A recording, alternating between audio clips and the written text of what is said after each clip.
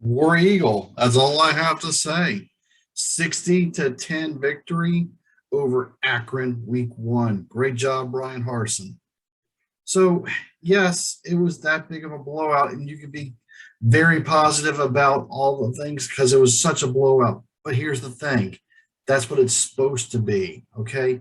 When you play a team that is not good, you're supposed to blow them out and you're supposed to win like that. And because of that, everything looked good. So actually, that's my number one takeaway from this was it didn't get stressful early. It didn't get any early ugly surprises. There was nothing of that. They did what they were supposed to be, and they were efficient about doing it.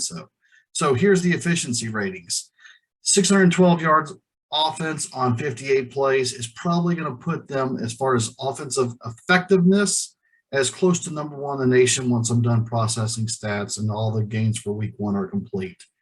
60 points on 58 plays, points per possession, and points per play.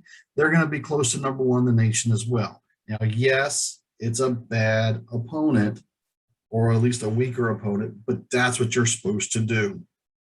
Look how many other teams out there struggled week one. Start with Oklahoma. They barely held on against Tulane, and Tulane's a good team, but they're not next level elite like Oklahoma is supposed to be. So there's a takeaway from there. Bo Nix, great job. Very efficient passing, looked deep, had his check downs, everything you're supposed to do. Didn't have happy feet, didn't scramble to the right and heave and hope like we saw a lot in recent years, i.e. last year. Tank Bigsby, everything you wanted to see.